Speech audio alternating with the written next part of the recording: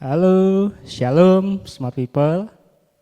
Selamat pagi untuk teman-teman, rekan-rekan yang menyaksikan tayangan dari Jesus Call yang tampil pada jam 5 pagi hari ini. Saya ucapkan selamat tahun baru 2025 untuk kita. Dan kita tentunya ke depannya banyak progres yang akan kita lakukan. Tetapi bukan itu yang akan saya bahas mengenai progres dan lain-lain, tidak. Tetapi di tahun 2025 ini ada sesuatu yang mungkin Tuhan taruhkan ke kita, yang hendak Tuhan bangun dalam kehidupan kita.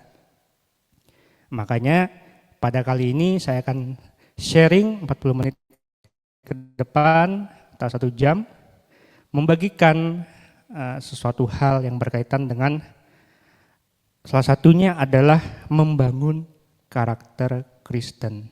Ini tema yang saya bagikan. Tapi tentunya nanti ada subtema di bawahnya, yaitu bagaimana kita membangun integritas dalam kehidupan kita. Oke, baik. Sebelumnya kita berdoa untuk memulai sharing dan renungan kita pada pagi hari ini. Mari kita berdoa. Tuhan Yesus, kami bersyukur, kami berterima kasih atas penyertaan yang telah Engkau berikan kepada kami sepanjang hari yang kemarin hingga pada pagi hari ini Bapa, sehingga kami bisa mendengarkan kebenaran apa yang menjadi suara hati-Mu yang Engkau bagikan oleh hamba-Mu ini Bapa.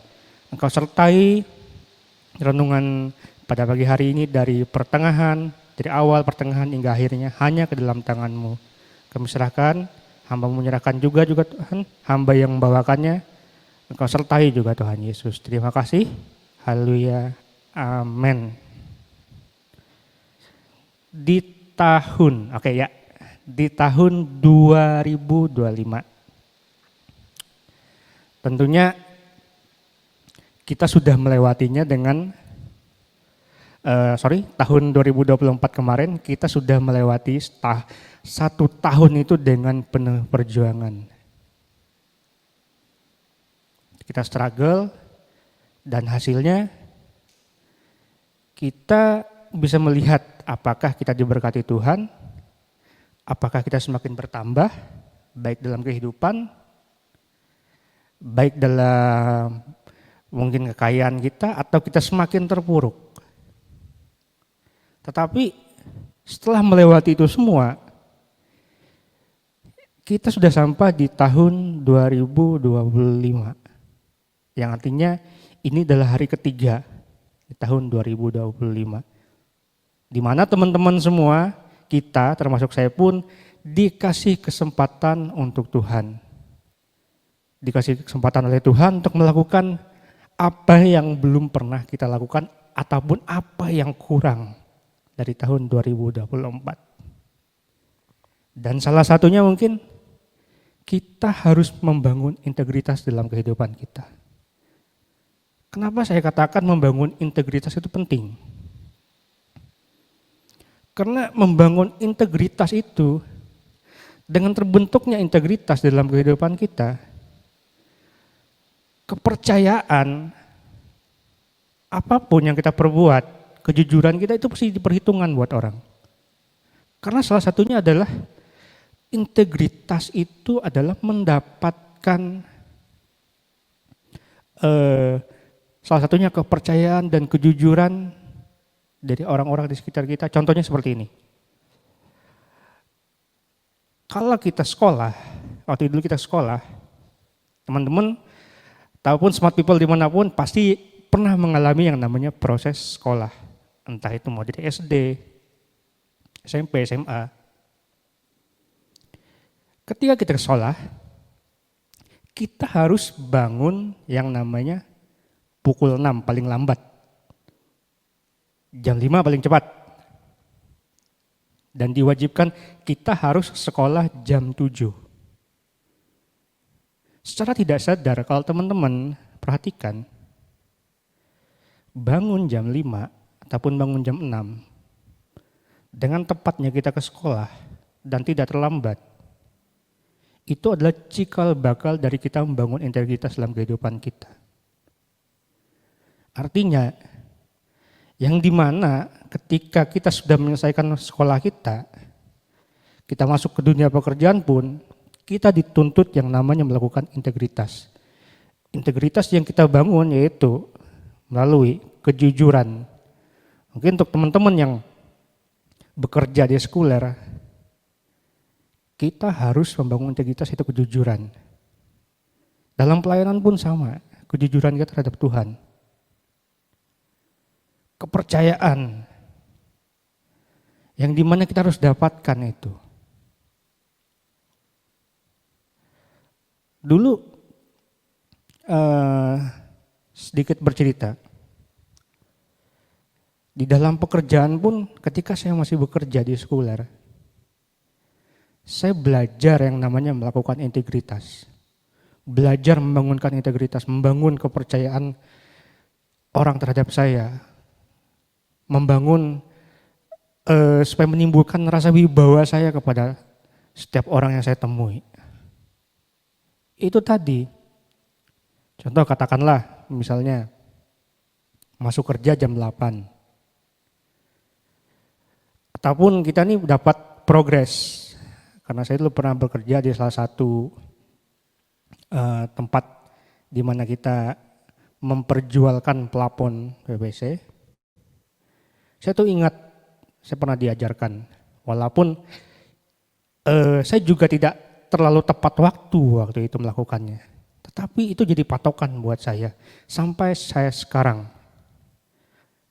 Kalau kamu masuk kerja jam 8, berarti kamu harus berangkat dari rumah. Atau kamu siap-siap, jam 7 kamu sudah harus ada di kantor. Begitu juga ketika kamu hendak menemui orang bekerja, ketika orang itu minta jam 8 buat ketemuan, artinya 1 jam sebelumnya, jam 7, atau paling telat jam 7.15, kamu harus sudah tepat di tempat kesepakatan bersama. Hal-hal tersebut tadi yang membangun integritas kita, kepercayaan kita terhadap seseorang. Nah, bagaimana di dalam kekristenan? Kekristenan jelas mengajarkan kita bahwa integritas itu penting. Tokoh-tokoh Alkitab pun dalam firman Tuhan, ada beberapa tokoh pun dia membangun integritas, dan rata-rata mereka membangun integritas mereka sama Tuhan. Terlepas dari kesalahan yang mereka buat ya. Kita belajar ada beberapa tokoh dari sudut pandang yang salah, mereka punya dosa dan pelanggaran terhadap Tuhan. Tapi di satu sisi mereka punya yang namanya integritas, itu membangun hubungan mereka sama Tuhan. Bagaimana begitu lekatnya mereka dengan Tuhan. Sehingga Tuhan pun membantu mereka, memberikan mereka istilahnya itu memberkati mereka, memberkati anak cucu mereka. Itu dari sudut pandang integritas yang kita bangun, dari yang mereka bangun. Nah, kita akan buka firman Tuhan yaitu di Mazmur 101 ayat 1 sampai 8. Ya. Di sini ditulis yaitu tentang nasar seorang raja. Di mana ini adalah Mazmur Daud. Akan saya bacakan ayat yang pertama. Mazmur 101 ayat yang pertama. Mazmur Daud. Aku hendak menyanyikan kasih setia dan hukum. Aku hendak bermazmur bagimu ya Tuhan. Aku hendak memperhatikan hidup yang tidak bercela. Bilakah engkau datang kepadaku? Aku hendak hidup dalam ketulusan hatiku dalam rumahku. Tiada ku taruh di depan mataku perkara durhaka perbuatan murtad. Aku benci, itu tak akan melekat padaku. Ayat yang keempat, hati yang bengkok akan menjauh daripadaku. Kejahatan aku tidak mau tahu. Ayat yang kelima, orang yang sembunyi-sembunyi mengumpat temannya, ia akan kubinasakan. Orang yang sombong dan tinggi hati, aku tidak suka. Mataku tertuju kepada orang-orang yang setiawan di negeri, supaya mereka diam bersama-sama dengan aku. Orang yang hidup dengan cara yang bercela akan melayani aku. Ayat yang ketujuh, orang yang melakukan tipu daya tidak akan diam di dalam rumahku. Orang yang berbicara dusta tidak akan tegak di depan mataku. Ayat yang ke-8, setiap pagi akan kubinasakan semua orang fasik di negeri.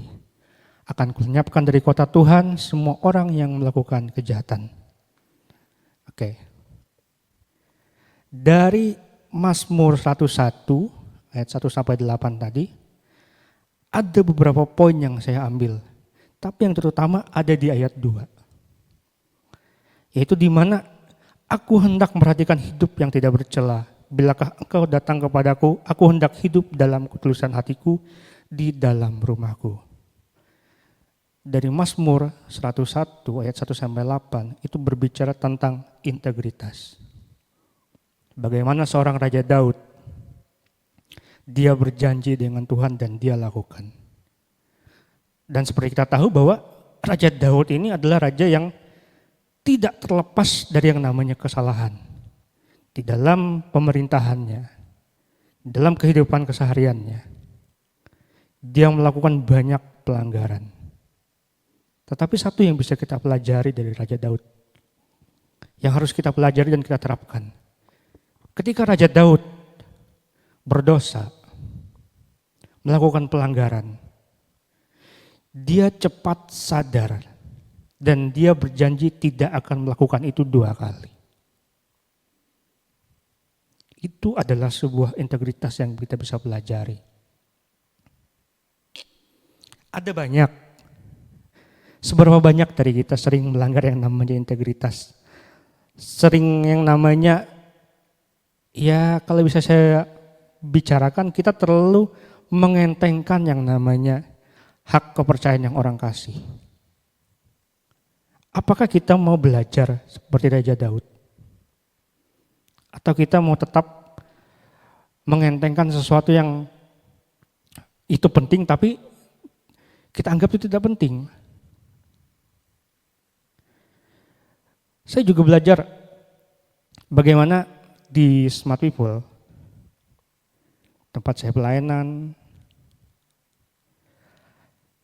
pemimpin itu dia mengajarkan kepada kita yang namanya integritas.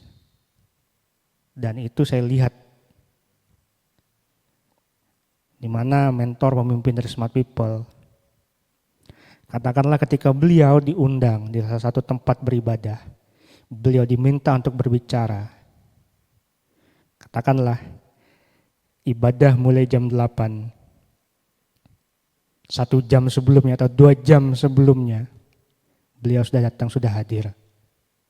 Bahkan sebelum jemaat datang, bahkan sebelum pemilik tempat ibadah tersebut atau pemimpin tempat ibadah tersebut hadir, beliau sudah datang. Di mana hal kecil itu mengajarkan kita bahwa ketika kamu ingin dihargai, ketika kamu ingin disegani, kamu harus melakukannya terlebih dahulu. Kenapa integritas itu penting dalam kehidupan kita? Kenapa pentingnya integritasnya harus kita lakukan di tahun 2005? Kalau sebelum-sebelumnya di tahun 2024 ya mungkin kita banyak melalaikan sesuatu. Banyak melakukan sesuatu yang tidak, menurut kita tidak berguna, tapi ini kesempatan kita untuk memperbaiki. Karena di renungan pada pagi hari ini di Jesus Call, saya cuma dikasih kesempatan untuk membagikan, ayo bangun integritasmu terhadap Tuhan. Karena dengan membangun integritasmu terhadap Tuhan, sesuatu yang tidak mungkin itu bisa akan terjadi. Entah Tuhan akan memberkati kamu,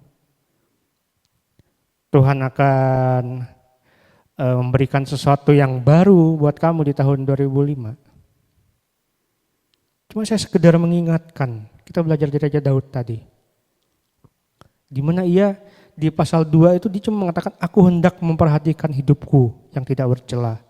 Bilakah Engkau datang kepadaku, Kau hendak hidup dalam ketulusan hatiku. Ada goodwill yang Raja Daud bangun. Goodwill yang baik, yang itu dihargai Tuhan. Apakah kita tidak ingin seperti Raja Daud? Mungkin kita di dalam pekerjaan kita dikasih kesempatan yang sebelum-sebelumnya kita pernah lalai, tapi kali ini kita dikasih kesempatan untuk membangun itu. Atau di dalam pelayanan pun terhadap saya pribadi, saya juga belajar, saya harus membangun integritas. Walaupun saya pernah melakukannya, tetapi jangan cukup puas dengan apa yang kita lakukan. Kalaupun kita sudah melakukan namanya integritas di tahun-tahun sebelumnya, kita mungkin dituntut lebih lagi untuk membangun integritas kita. Terutama saya harus lebih membangun integritas dalam pelayanan, walaupun kadang saya banyak miss juga. Tetapi saya cuma punya janji seperti yang Raja Daud tadi ucapkan. Saya pun juga punya janji terhadap Tuhan. Tuhan, tahun 2005 saya ingin lebih baik. Saya tahu perjalanannya pasti berat Tuhan. Tapi Tuhan tolong mampukan saya. Agar saya bisa melewati semuanya. Agar sesuatu yang mustahil itu menjadi mustahil, menjadi mungkin buat saya dan tidak ada yang tidak mungkin. Itulah pentingnya integritas teman-teman. Di mana dalam membangun integritas, kita pun harus menunjukkan yang namanya kesesuaian antara perkataan dan tindakan. Itu sama. Di dalam dunia pekerjaan pun, di dalam dunia sekuler, kita harus yang namanya membangun kesesuaian antara perbuatan dan tindakan. Misalnya, kamu hendak melakukan pekerjaan A, ya kamu harus selesaikan pekerjaan A itu sampai selesai. Jangan kamu lakukan pekerjaan A, tapi tiba-tiba kamu melakukan pekerjaan B dan lain-lain, sementara pekerjaan A kamu lupakan. Dan ketika ditanya apakah pekerjaan A tersebut sudah selesai, belum. Tapi kamu cuap-cuap mengatakan di depan sudah selesai. Itu banyak yang terjadi. Saya pun juga pernah melakukan hal itu. Apalagi di dalam dunia kekristenan, dunia pelayanan, entah posisi kita sebagai pelayan Tuhan, hamba Tuhan ataupun anak-anak Tuhan, kita pasti dituntut untuk melakukan yang namanya kesesuaian antara perkataan dan tindakan. Jadi perkataan kita, mungkin kita memperkatakan firman Tuhan, kita membaca firman Tuhan, ya harus disesuaikan dengan apa yang menjadi tindakan kita di luar. Apalagi kita adalah cerminan dari anak-anak Tuhan. Kita adalah cerminan dari apa yang Tuhan Yesus lakukan. Karena Tuhan Yesus pun meneladani kita untuk melakukan yang namanya integritas.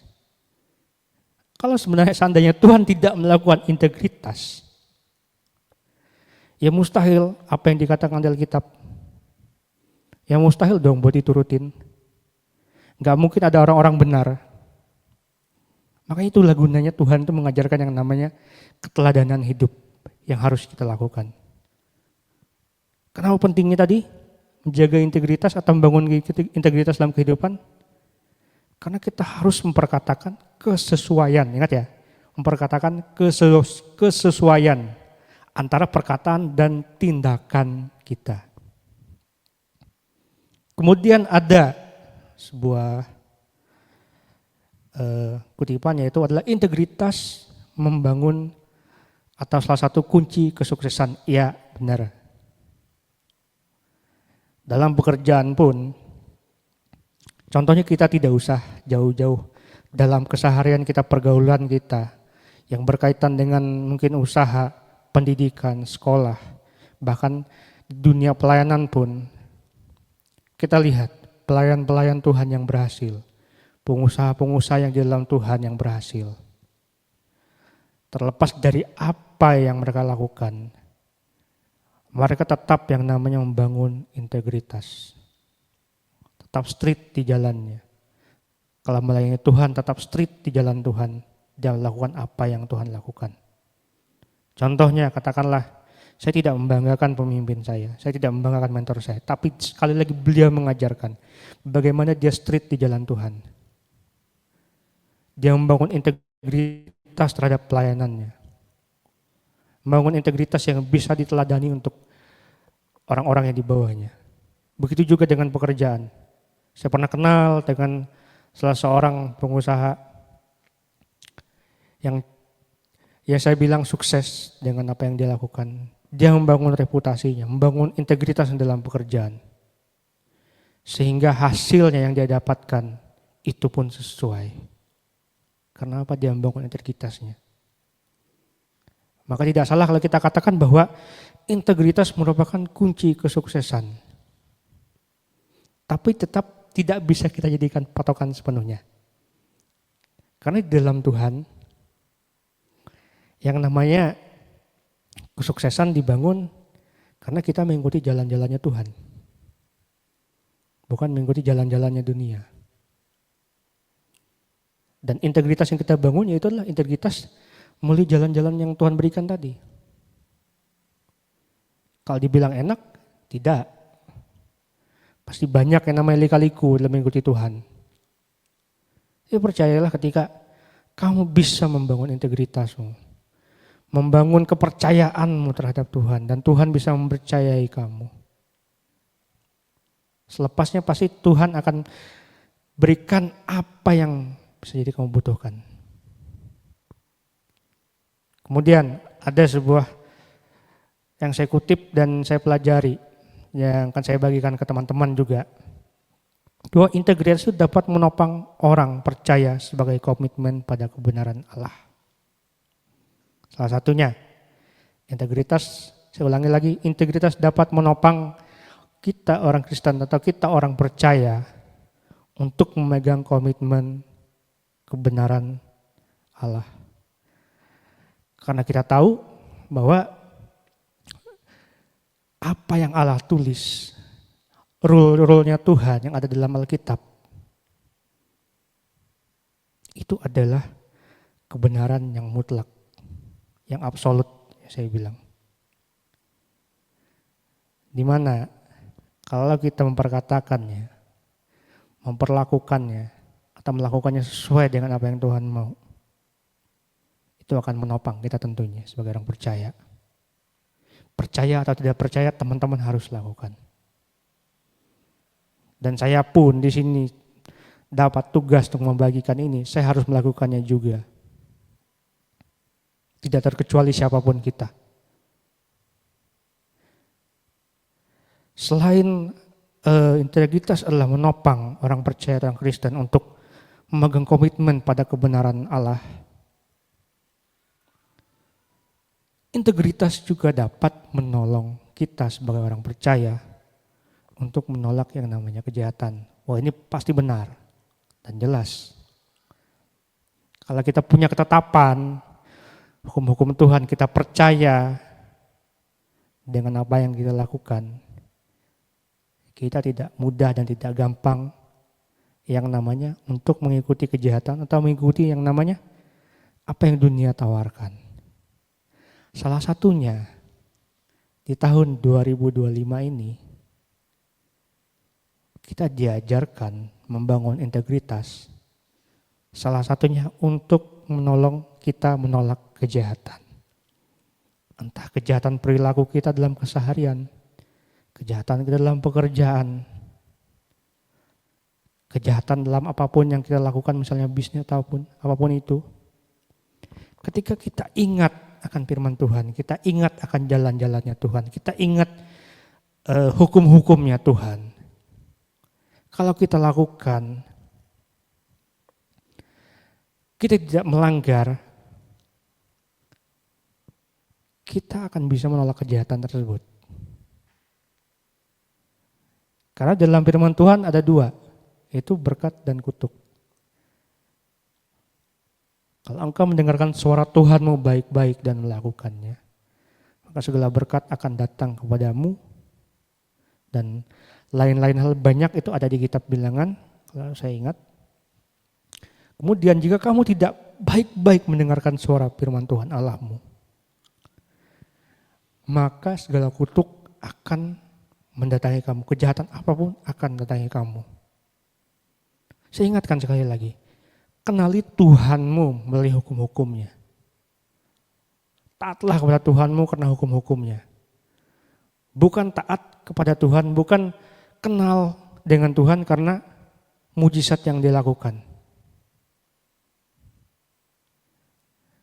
Kalau engkau mengenal Tuhan karena hukum-hukummu, kau akan tahu siapa Tuhanmu sebenarnya.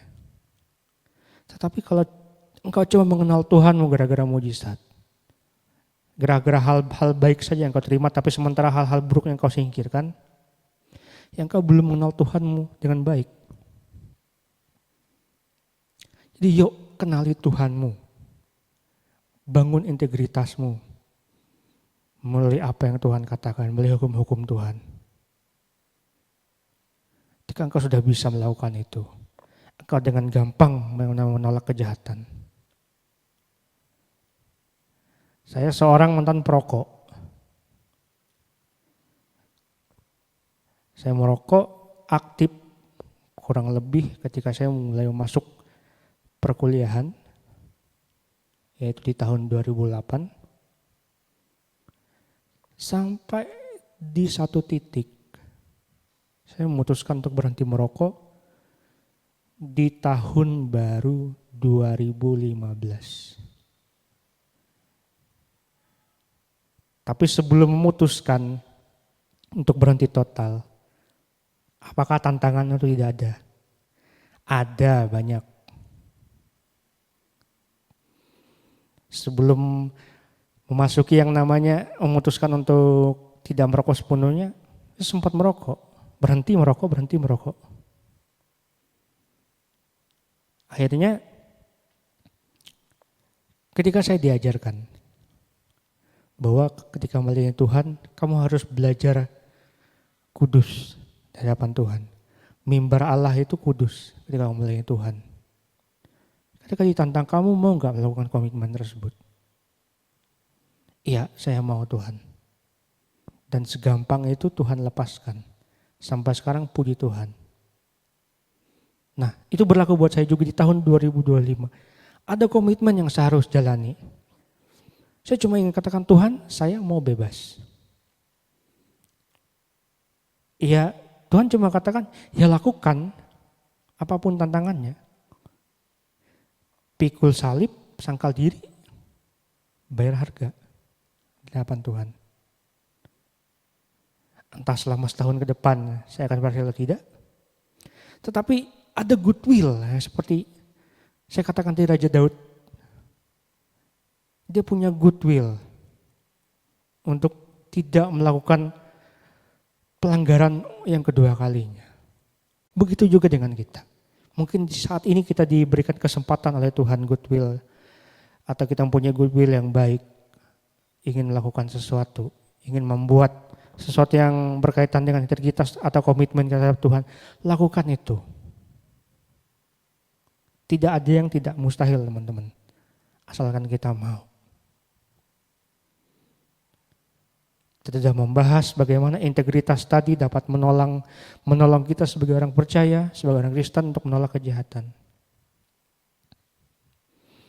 Integritas salah satunya berdampak positif terhadap kehidupan kita. Terhadap pelayanan, terhadap jemaat, kalau kita sebagai pelayan Tuhan. Mungkin untuk teman-teman yang bekerja, atau teman-teman yang sekuler, ketika kamu bisa membangun integritasmu, dampak positifnya akan kamu lihat di dalam lingkungan pekerjaan, di sekitarnya. Seberapa persen orang meresponi apa yang kamu lakukan? Seberapa persen orang itu melihat kebaikan yang kamu lakukan? Itu adalah dampak positif dari integritas. Kalau kita bisa membangun integritas itu dengan baik. Itulah saya bilang kenapa saya cuma dituntut Tuhan bagikan belajar untuk membangun integritas. Kalau boleh saya katakan, apa yang saya sampaikan Tuhan? Ya kamu sampaikan apa yang sudah pernah kamu lakukan. Yang pernah kamu jalankan. Makanya ini yang saya bagikan. Walaupun saya bagikan itu tidak 100% seluruhnya tuntas saya lakukan. Saya pun sampai sekarang masih belajar. Tetapi setidaknya saya membagikan ini loh yang saya pernah lakukan, ini loh yang saya pernah dapatkan. Baik dalam kehidupan sekuler saya, bahkan pelayanan saya. Jadilah orang itu yang membangun integritas. Saya tekankan sekali, jadilah orang yang bisa membangun integritas. Kalau engkau berhasil, engkau akan dihargai. Tapi kita bukan mengejar haus validasi atau tidak, bukan mengejar haus validasinya atau apa. Kita cuma dituntut untuk melakukan sesuai dengan firman Tuhan, sesuai dalam kehidupan kekristenan. Jadi aplikasinya ya kita harus lakukan dalam kehidupan sehari-hari kita. Kemudian firman Tuhan juga mengatakan di Amsal 10 ayat 9. Selain Mazmur 101 ayat 1 sampai 8 tadi, ada sebuah firman Tuhan di Amsal 10 ayat 9 mengatakan, siapa bersih kelakuannya, aman jalannya. Tetapi siapa berliku-liku jalannya akan diketahui. Nah, di firman Tuhan ini kita belajar. Kalau kita melakukan sesuatu yang dapat dipercaya, sesuatu yang dapat dihargai oleh seseorang, dan kita straight dengan apa yang kita lakukan, kita hidup, kalau yang seperti firman Tuhan, di firman Tuhan tadi berkata, siapa bersih kelakuannya, kita straight sesuai jalannya Tuhan, maka jalannya akan aman. Dan saya pernah lakukan itu. Dan saya pernah juga mencoba. Tapi bukan berarti ini harus ditiru teman-teman ya. Jangan ditiru ya teman-teman maksudnya. Cuma ini jadi bahan kesaksian yang bisa saya bagikan. Kalau kamu ikuti jalannya Tuhan bersih, kamu tunduk, rendah hati dan termasuk apapun itu dalam pekerjaanmu, dalam keseharianmu, atau interaksimu terhadap orang-orang sosial yang ada di sekitarmu, bahkan terhadap Tuhanmu juga. Percaya apapun yang kamu perbuat, pasti Tuhan kasih jalan keluarnya. Itu pasti. Karena siapa yang bersih kelakuannya aman jalannya. Artinya ada garansi dari Tuhan. Ketika kamu bersih hidupmu, bersih kelakuanmu, Tuhan itu akan permudah apapun yang kamu lakukan. Permudah dalam tanda kutip, memang tidak semudah yang kita pikirkan kayak simsalabim, tapi tiba-tiba cara Tuhan itu selalu ajaib. Misalnya sesuatu hal yang sulit, ada jalannya. Yang awalnya kamu tidak tahu apa-apa, yang istilahnya kamu belajar sesuatu hal yang itu baru, tapi karena kelakuanmu tadi bersih di hadapan Tuhan, Tuhan kasih jalan. Tuhan kasih yang terbaik. Tuhan kasih jalan-jalannya, Tuhan kasih tuntunannya. Dan itu ada, karena termasuk saya mengalami juga. Tetapi siapa berliku-liku jalannya akan diketahui. Dalam artinya ketika kamu hidup berbelat-belit, tidak sesuai dengan apa yang Tuhan mau, terlalu banyak menyanggah, berbantah ketika Tuhan minta ini, minta A, kamu lakukan B. Katakanlah kamu di dalam pekerjaan pun juga sama. Ketika bosmu meminta kamu untuk melakukan pekerjaannya sampai selesai, tapi kamu malah melakukan pekerjaan yang lain. Ya cepat atau lambat, ya kamu pasti tidak akan mendapat respect.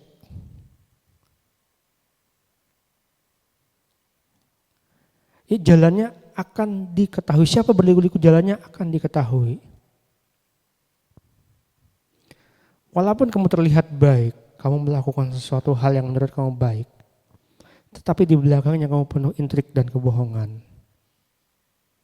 Seolah-olah di depan kamu menunjukkan integritasmu, menunjukkan kamu bisa dipercaya, tapi di belakangnya kamu banyak menyimpan kebusukan, melakukan hal-hal yang tidak baik. cepat atau lambat pun akan diketahui. Begitu juga dengan di 1 Petrus 3 ayat 16. Kalau teman-teman bisa baca. Saya akan bagikan firman Tuhan pada pagi hari ini yang menjadikan ayat-ayat tuntunan bagi teman-teman dan bisa teman-teman renungkan juga. Di 1 Petrus 3 ayat 16. Dan dengan hati nurani yang murni, supaya mereka yang memfitnah kamu karena hidupmu saleh dalam Kristus menjadi malu karena fitnahan mereka. Di ayat ini kalau boleh saya gambarkan, yang seperti pertama di awal, siapa bersih kelakuannya aman jalannya. Artinya ada garansi yang Tuhan berikan kepada kita. Kalau kita straight di jalannya Tuhan, kita straight dengan integritas apa yang kita bangunkan. Artinya, selain kita menjadi berkat buat orang, apa yang kita lakukan tadi kalau kita straight, kita punya integritas, kita bangun di dalam kehidupan sosial kita bahkan di Tuhan, dalam Tuhan pun. Maka tidak ada orang-orang yang bisa merendahkan kamu, memfitnah kamu, atau mengata-ngatai kamu. Karena apa? Karena hidupmu tadi yang sudah straight di jalan Tuhan. Kalau dikatakan di sini, karena hidupmu yang saleh dalam Kristus. Dan membuat mereka menjadi malu dengan fitnahan mereka sendiri. Pasti teman-teman pernah mengalami juga yang namanya kita dituduhkan dengan enggak-enggak. Entah dalam pekerjaan, mungkin dalam pekerjaan yang paling banyak. Apalagi ketika kita mempunyai jabatan atau posisi yang bagus di suatu pekerjaan. Tidak bisa dipungkiri. Pasti di belakang ada golongan orang-orang yang iri. Orang-orang yang tidak senang. Orang-orang yang berusaha menambahkan perkataan yang tidak baik. Orang-orang yang berusaha ingin melengsarkan kita dari posisi tersebut. Tapi ingat, dengan hati yang murni, artinya ketika kita melakukan apa yang menjadi Tuhan mau tadi, yang bisa saya katakan ketika kita belajar membangun integritas kita dan lakukan itu dengan hati yang murni, itu akan menjadi bumerang buat orang-orang yang memfitnah kita. Karena apa? Hidup kita sudah menjadi pelajaran atau gambaran. Bagaimana hidup di dalam Tuhan itu harus hidup yang saleh. Saya katakan seperti ini karena saya sama-sama belajar. Apakah dalam kekristenan kita harus dituntut hidup saleh? Harus, teman-teman. Seberapapun itu. Walaupun rasanya berat dan tertatih-tatih. Tapi ayo bangkit setapak. Setapak demi setapak. Bangun hidup benar di hadapan Tuhan. Saya juga sedikit memberikan kesaksian ke teman-teman. Saya itu juga mempunyai kebiasaan buruk teman-teman ya, dalam bermedia sosial. Di mana dalam bermedia sosial, saya itu adalah orang yang ketika melihat postingan atau apapun sesuatu yang di media sosial yang tidak baik menurut saya, tanpa disadari atau kesukaan, saya juga suka menggiring opini.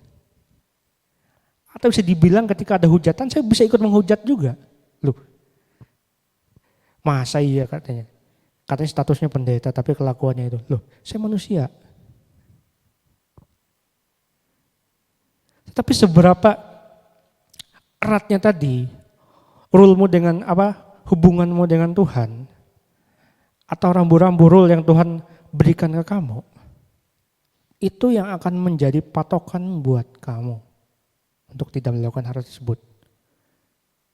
Cuma sudah berjalan beberapa bulan, hampir kurang lebih 6 bulan, kalau bisa saya katakan, saya cuma mengerem ketika melihat sesuatu yang tidak baik, saya biarkan, saya lewati.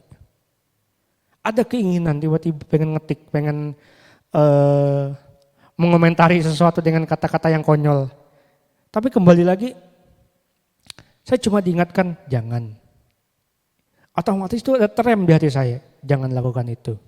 Gak ada gunanya juga. Buang-buang waktu. Karena itu bukan urusanmu. Akhirnya, setelah mengalami hal itu tadi, ada sebuah barrier dalam kehidupan saya, ada sebuah rule dalam kehidupan saya, jangan melakukan sesuatu yang tidak berguna. Jadi,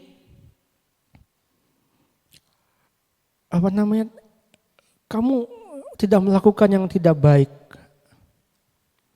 atau berusaha mengikuti rule-nya Tuhan dengan baik. Itu pun termasuk salah satu adalah membangun integritasmu terhadap Tuhan. Sebagai orang Kristen, kita harus membangun integritas kita nih dalam kepercayaan kita dengan Tuhan. Entah kita berdoa, membaca firman Tuhan, membangun komunikasi dengan Tuhan, bangun hubungan yang baik dengan Tuhan, taat untuk melakukan hukum-hukum Tuhan. Itu adalah bagian dari membangun integritas kita. Dan harus kita lakukan. Yang saya bagikan tadi bagaimana saya sampai saat ini, puji Tuhan, saya tidak melakukan hal tersebut lagi. Jadi ketika ada sesuatu yang konyol, sesuatu yang tidak baik dalam bermedia sosial, saya cukup melihat, kemudian saya lanjutkan. Kemudian saya tidak mengomentari hal-hal yang tidak berkenan. Karena apa? Kalau tidak kamu putuskan, tidak kamu rem, itu akan membentuk sebuah habit yang tidak baik. Kenapa teman-teman? Bermedia sosial tadi, ketika postinganmu atau komentarmu itu tidak baik dan dibaca oleh banyak orang, itu sama dengan kamu ngomong yang tidak baik di depan 100 orang yang ada di depanmu di real life-nya. Jadi antara real life dan dunia maya itu hampir-hampir sama. Jadi cuma bisa saya ingatkan, bijak-bijaklah kita menggunakan media sosial. Apalagi itu anak-anak Tuhan. Jangan sampai media sosial ini menjadi sandungan buat kita. Tetapi gunakan media sosial ini untuk membagikan sesuatu yang baik, sesuatu yang bermanfaat dan positif, yang bisa didengar oleh banyak-banyak orang. Nah, tadi kita sudah membahas di firman Tuhan di Amsal 10 ayat 9, kemudian di 1 Petrus 3 ayat 16, bagaimana orang yang bersih kelakuannya dia pasti aman jalannya. Dan orang yang sudah melakukan integritas dengan baik dan dipandang Allah, tidak ada seorang pun yang bisa memfitnah kita, menjatuhkan kita. Jadi kita akan membahas bagaimana orang Kristen itu harus hidup dengan integritasnya. Apakah itu penting? Ya, sangat penting. Karena salah satunya adalah sebagai orang Kristen kita harus hidup jujur dan transparan. Harus ditekankan hidup jujur. Karena Tuhan pun meneladani hal seperti itu kepada kita. Yesus Kristus pun telah menjadi teladan bagi kita. Karena di Amsal 12 ayat 17 mengatakan,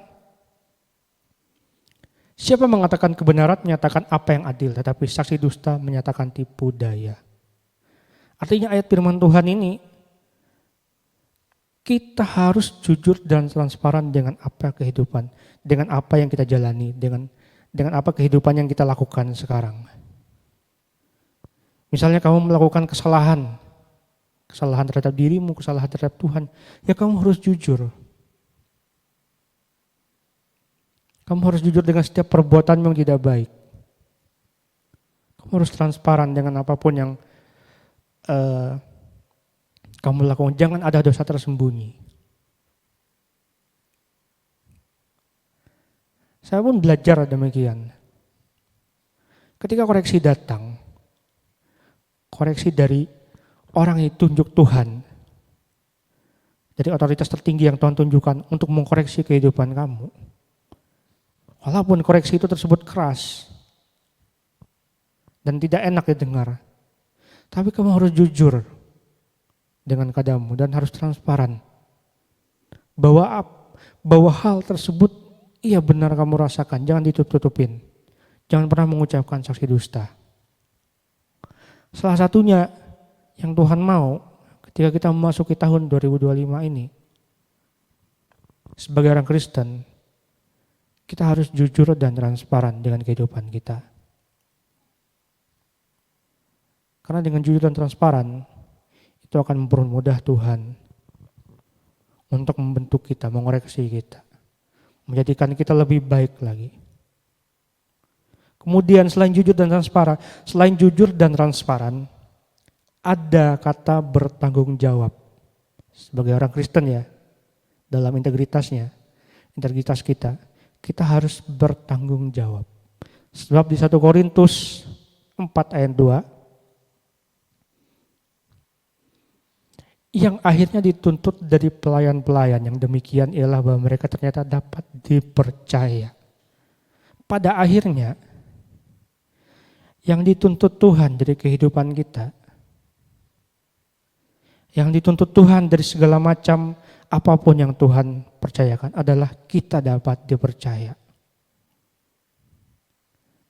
Kita juga belajar di firman Tuhan ada talenta, di mana dipercayakan Tuhan kita untuk mengelola talenta tersebut.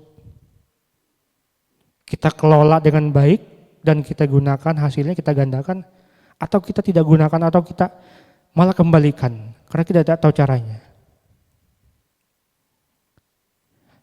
Tapi yang dituntut Tuhan adalah kita dapat dipercaya teman-teman.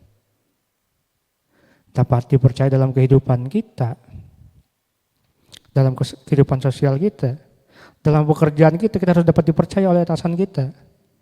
Dalam pelayanan pun kita harus dipercaya, dapat dipercaya oleh Tuhan, dapat dipercaya oleh pemimpin untuk melakukan sesuatu.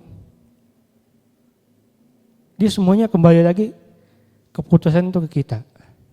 Kita mau hidup dipercaya, atau kita mau hidup menjadi orang rata-rata yang tidak dipercayai apapun. Karena Tuhan menginginkan orang-orang yang dapat dipercaya untuk melakukan pekerjaan Tuhan. Sekali lagi kita sudah belajar, atau beberapa poin yang saya bagikan tadi, jujur dan transparan, belajar bertanggung jawab. Belajar bertanggung jawab itu kita dapat dipercaya dengan apa yang sudah ditugaskan untuk kita. Selebihnya ada mengakui kesalahan. Kenapa? Mengakui kesalahan itu adalah bagian dari integritas. Kalau kamu orang yang bisa mengakui kesalahanmu, cepat untuk mengakui kesalahanmu, maka kamu adalah termasuk orang yang dapat dipercaya Tuhan. Ada firman Tuhan mengatakan di 1 Yohanes 1 ayat 9. Saya akan bacakan. Jika kita mengaku dosa kita, maka Ia adalah setia dan adil, sehingga Ia akan mengampuni segala dosa kita dan menyucikan kita dari segala kejahatan. Saya katakan lagi, jika kita mengaku dosa kita, maka Ia adalah setia dan adil, sehingga Ia akan mengampuni segala dosa kita dan menyucikan kita dari segala kejahatan. Tapi perlu digarisbawahi bahwa Tuhan itu mengampuni setiap dosa dan pelanggaran yang kita lakukan. Tetapi yang perlu teman-teman ingat adalah dosa dan pelanggaran bisa diampuni, tetapi hukuman Tuhan tetap berlaku. Saya cuma tambahkan itu. Selain membangun integritas, kita harus bisa mengakui kesalahan. Tetapi dalam mengakui kesalahan tadi, bukan berarti Ketika kita mengakui kesalahan di hadapan Tuhan, kita diampuni Tuhan. Terus mengatakan semuanya berjalan dengan baik, tidak. Setelah dosa kita diampuni, ada hukuman Tuhan yang harus kita jalani. Ada proses Tuhan yang harus kita lewati. Selama proses tersebut, selama hukuman tersebut berjalan, integritas kita sama Tuhan pun, itu harus tetap dibangun. Atau malah dipertanyakan, apakah kita tetap setia atau tidak ketika menjalani proses. Apakah kita malah ragu ataupun kabur? Karena tidak cuma mengakui kesalahan yang saya katakan tadi. Karena proses itu tetap berjalan, hukuman itu tetap berjalan. Ya saya pun tetap mengalami. Salah satunya,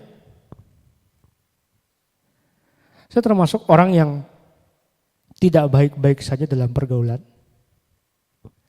Saya adalah orang yang dalam pergaulan muda saya terlalu liar. Banyak hal yang saya lakukan. Pernah mencoba obat-obatan juga walaupun tidak sampai overdosis. Mencoba yang namanya minuman keras. Mencoba namanya kehidupan bebas, seks bebas. Kemudian saya datang kepada Tuhan, saya mengakui setiap perbuatan saya. Pasti Tuhan ampuni? Ya, Tuhan ampuni. Tapi apakah pengampunan tadi menghilangkan hukuman dari Tuhan yang harus saya jalani? Tidak. Hukuman tersebut harus saya jalani sampai sekarang. Dan itu juga ditaruhkan duri dalam daging dalam kehidupan saya, banyak. Sampai saya harus lolos. Sampai Tuhan katakan saya sudah berkenan. Kenapa?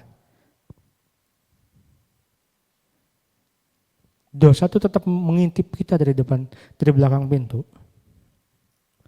Ketika kamu tidak strict jalannya Tuhan, ketika kamu lengah sedikit, kamu tidak menjaga integritasmu sama Tuhan, kamu akan jatuh ke tempat yang sama atau 2 kali lebih hebat lagi. Makanya, selain belajar mengakui kesalahan, terima prosesnya. Ketika saat ini teman-teman mempunyai kesalahan, apapun yang teman-teman lakukan di masa lalu ataupun di masa apapun itu, berdoa, minta sama Tuhan, akui kesalahanmu, bahwa aku salah Tuhan. Tetapi teman-teman harus tetap terima prosesnya. Jangan lari. Sampai Tuhan katakan sudah selesai. Kemudian selain mengakui kesalahan, kita harus yang namanya menjaga hati. Menjaga hati saya bisa bagikan di firman Tuhan Matius 5 ayat 37. Firman Tuhannya berkata demikian, jika iya hendaklah kamu katakan ya. Jika tidak, hendaklah kamu katakan tidak. Apa yang lebih daripada itu berasal dari si jahat. Di sini kamu harus dijaga, harus belajar untuk menjaga komitmenmu terhadap Tuhan. Jika itu sesuatu baik yang berasal dari Tuhan, kamu katakan ya. Jika tidak, jangan katakan tidak. Ya contoh perumpamaan kecil-kecilannya lah. Ada nih misalnya seseorang yang suka minum-minuman, suka punya kebiasaan mabuk-mabukan keras. Kemudian dia bertobat menerima Tuhan. Dia sudah melakukan segala apa yang Tuhan mau dan segala integritasnya. Dia sudah katakan ya. Tapi tiba-tiba ada temannya mengajak, ayo kita minum lagi. Ayo kita melakukan perbuatan-perbuatan yang tidak baik lagi. Nah, itu pentingnya namanya menjaga janji. Maka dikatakan di sini, jika ya hendaklah kamu katakan ya, jika tidak katakan tidak. Karena apa yang lebih itu berasal dari si jahat. Jadi teman-teman yang mungkin sekarang ada di persimpangan yang menghadapi hal-hal tersebut.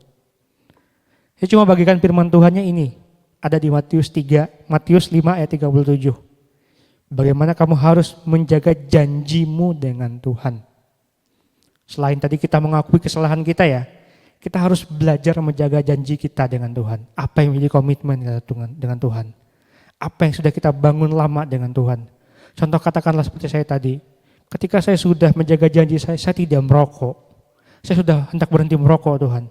Saya lakukan sampai sekarang. Jadi ketika ada godaan ataupun apapun itu yang muncul. Ayo Sam merokok, ayo gini gak apa-apa cuma sebatang. Oh enggak. Ya sudah berhenti. Terus muncul kata-kata, loh kok berhenti? Kenapa tidak dilanjutkan? Kan cuma sebatang aja. Enggak, saya cuma jelaskan rokok itu enggak baik buat kesehatan. Setelah saya berhenti sekian lama dan saya menyadari bahwa ternyata salah satunya merokok tadi adalah dampaknya buruk untuk kesehatan. Jadi harus hindari. Jadi kita punya ketetapan hati, punya keyakinan bahwa kita harus menjaga janji kita tadi.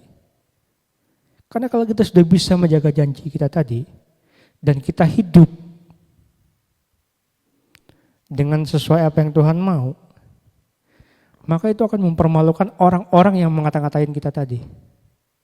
Yang sudah saya katakan di awal, biarlah yang di 1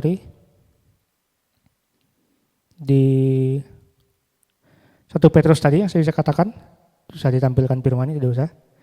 Saya akan bacakan, dengan hati yang murni supaya mereka yang fitnah kamu karena hidupmu yang saleh dan kudus menjadi malu karena fitnahan tersebut. Nah, itu yang saya bilang ini adalah bagian dari menjaga janji. Jadi firman Tuhan pada pagi hari ini, renungan singkat pada pagi hari ini di Yesus Call, mengajarkan kita bagaimana di tahun 2025 ini kita harus membangun yang namanya integritas. Membangun janji kita, membangun kepercayaan kita terhadap Tuhan. Membangun segala macam apapun yang kita ingin lakukan, yang mungkin di tahun 2024 itu belum kita lakukan. Karena kita diajarkan dua hal, yaitu membangun integritas kita terhadap Tuhan, membangun integritas kita terhadap sosial kita. Karena tadi kita tuntut harus yang namanya menjaga hati, mengakui kesalahan, bertanggung jawab, dan jujur, transparan. Itu adalah bagian dari kita sebagai orang Kristen yang hendak membangun integritas. Kemudian ada sedikit yang bisa saya bagikan, yaitu adalah tantangan dan manfaat integritas. Dalam melakukan integritas tantangannya pasti ada. Yang pertama, kalau tantangannya ketika kita ingin strict dengan apa yang kita lakukan, tekanan sosial pasti ada. Ingat itu. Ketika kita ingin melakukan kebaikan, ketika ingin kita belajar itu benar, tantangan itu pasti ada. Tantangan pasti ada, kegagalan pasti ada. Karena kalau bisa saya katakan, kenapa? Tekanan sosial salah satunya. Kamu ingin berusaha itu benar, ingin terlihat benar. Ketika kamu temukan orang-orang di sekelilingmu yang tidak sesuai dengan apa yang kamu ingin lakukan, itu akan menjadi tekanan buat kamu. Cuma kamu dituntut mau tetap menjaga hati atau terbuai dengan tekanan sosial tadi yang bisa berujung dengan namanya kegagalan. Kita mau pilih kesenangan pribadi kita mau pilih tetap berbuat dosa, atau kita mau belajar untuk berbuat benar, untuk tetap menjaga hati berbuat benar. Pilihannya itu ada di teman-teman semua. Itu adalah satu tantangan yang harus kita hadapi. Dan tidak bisa dipungkiri itu akan kita hadapi. bagi kita yang ingin belajar street di jalannya Tuhan dan membangun integritas kita terhadap Tuhan sebagai anak-anak Tuhan. Manfaatnya tentu ada kalau manfaat. Salah satunya adalah membangun kepercayaan kita, meningkatkan rasa percaya diri kita. Ketika kamu bisa melakukan integritas dengan baik, ada rasa, kalau boleh saya katakan, bukan kita berarti haus validasi, tidak. Tetapi dalam dirimu ini ada rasa kepercayaan diri gitu loh. Bahwa kamu bisa dipercaya orang. Bahwa kamu tuh dapat melakukan itu dan kamu benar-benar melakukan itu. Itu salah satu manfaatnya. Jadi ketika melakukan integritas, hendak melakukan integritas, ada tantangan dan ada manfaatnya juga. Jadi pada pagi hari ini yang cuma bisa saya bagikan dan bisa saya sharekan ke teman-teman adalah bagaimana integritas itu meningkatkan pondasi kita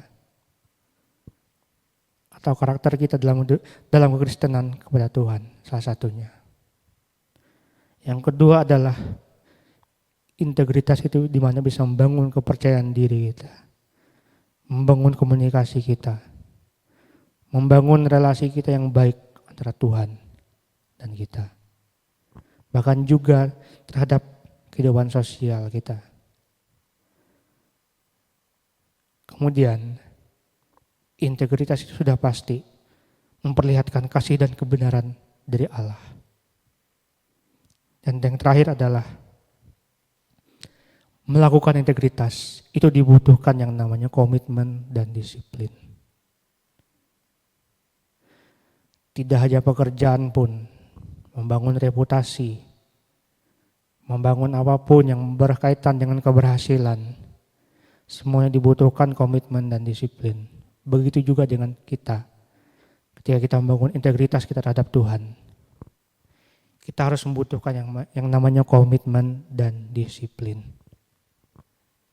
Jadi teman-teman Smart People yang menyaksikan program tayangan Jesus Call pada pagi hari ini, itu yang bisa saya bagikan. Di Jumat yang depan kita akan bertemu tetap di tema membangun karakter Kristen, tapi dengan subtema yang berbeda. Jadi teman-teman mari kita berdoa untuk mengakhiri renungan pada pagi hari ini. Tuhan Yesus, kami berterima kasih Tuhan, karena Engkau telah mengajarkan kami sepanjang tahun 2024 kemarin, banyak pergumulan yang kami hadapi Bapak. Tapi Engkau kasih kesempatan pada kami di hari yang ketiga, di tahun 2025 ini untuk belajar membangun integritas dalam kehidupan kami. Kami dikasih kesempatan Tuhan yang terbaik untuk melakukan apapun yang Engkau inginkan Bapak. Ajarkan kami Tuhan untuk menjaga hati, menjaga komitmen Tuhan. Ajarkan kami, berikan kami kekuatan dalam diri kami untuk bisa membangun disiplin. Kami tahu Tuhan tantangannya tidaklah gampang. Kami percaya bersama Engkau kami menyerahkan semua pergumulan dan permasalahan kami dalam tangan-Mu Tuhan Yesus. Terima kasih Bapa. Inilah doa kami, inilah permohonan kami dalam Engkau. Engkau berkati setiap kami yang melakukan aktivitas pada pagi hari ini, melakukan pekerjaan di tahun baru ini Tuhan. Kau berikan damai, sukacita, apapun itu berkat melipat daripada-Mu. Biar damai Allah selalu menyertai kita senantiasa dari awal, pertengahan hingga akhirnya. Terima kasih Tuhan Yesus memberkati kita semua. Haleluya. Amin. Ya, program selanjutnya kita akan bertemu di hari Jumat di program yang sama, itu Jesus Call. Sampai jumpa. Saya Samuel Panenga mengucapkan sekali lagi selamat tahun baru 2025. Tuhan Yesus memberkati kita semua. Amin.